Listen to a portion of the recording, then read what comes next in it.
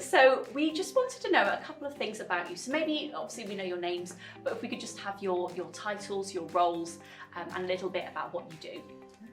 My name's Susan, I work at the Merchant Navy Training Board, and part of my role is Careers at Sea promotion.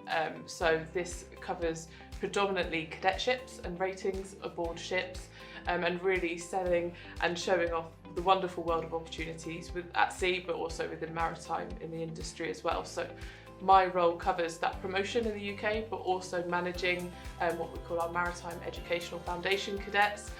So my role's split in two, but really today we're here to talk about Careers at Sea and the opportunities. Wonderful. And Harry? So I'm Harry, I'm a newly qualified deck officer. So I deal with the navigation of the vessel, maintaining the safety, and take orders from the captains. If someone was looking to maybe get into careers at sea from a school level, what would you say would be their best bet? How could they go about researching and starting to look into what part of this industry would they like to be in? So Careers at Sea, we provide sort of an unbiased, industry-wide overview of exactly what the entry routes are.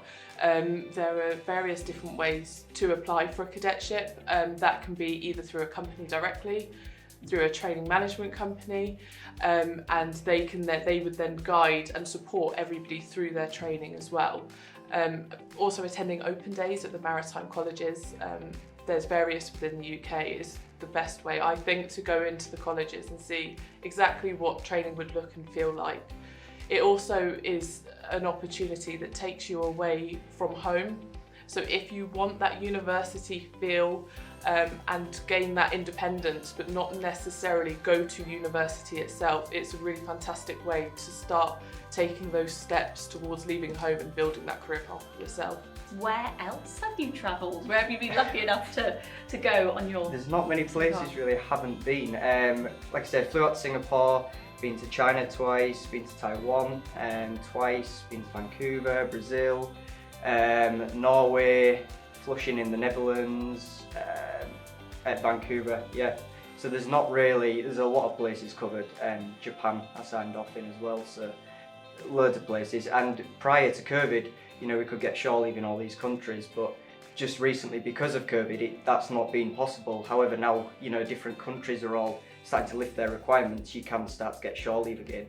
And that's definitely gives you such a huge break when you have been on the vessel for say a month. You can go off for a few hours, come back to the ship, do your work, and if you want to go away, back on shore again, you can.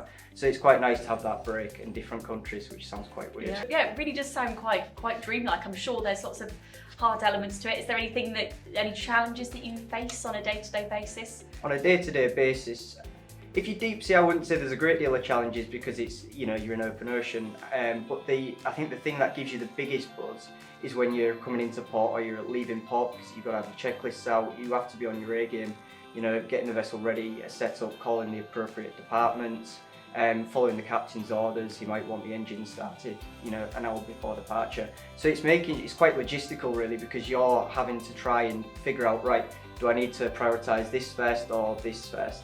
So there's a lot that's going on behind the scenes just to get the vessel prepared, and it's my responsibility if I'm on watch to have that all prepared and sorted. Yeah, so maybe someone who's interested in maths and geography, for example, at this at this age of school age, it can be quite good. I think they're the fundamentals, and to get onto a cadetship, so everyone can walk away with this certificate of competency to be an officer on board.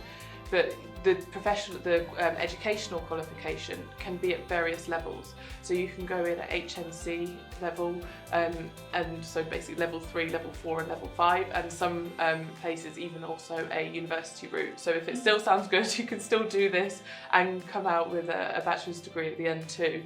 And that really is based off of what that individual's best path is. So if a foundation degree might be a bit too, you haven't necessarily you struggle more with maths or some physics elements, then you might go on to the advanced diploma course. But they can really pick that based off of you as an individual, and there's options, which is really good. Yeah, and it sounds like there's so many different career options that you can choose from, from officer to yeah, I guess kind of the catering side, all these different elements. So there really seems like there's something for everyone. So in terms of, you know, trying to find you online, how can we do so? Do we just go to the websites that Harry mentioned? Do you want to maybe say them once more? Yeah, so careersatSea.org.uk is our website. So this is the impartial, full information about cadetships, ratings and other entry pathways, and you can contact us on there. Also on social media, it's @careersatSea for more information. Brilliant stuff. Well, thank you both so much for joining me. I hope you enjoyed Thank the session you. as much as I did. Yeah, I've learned thank so you. much.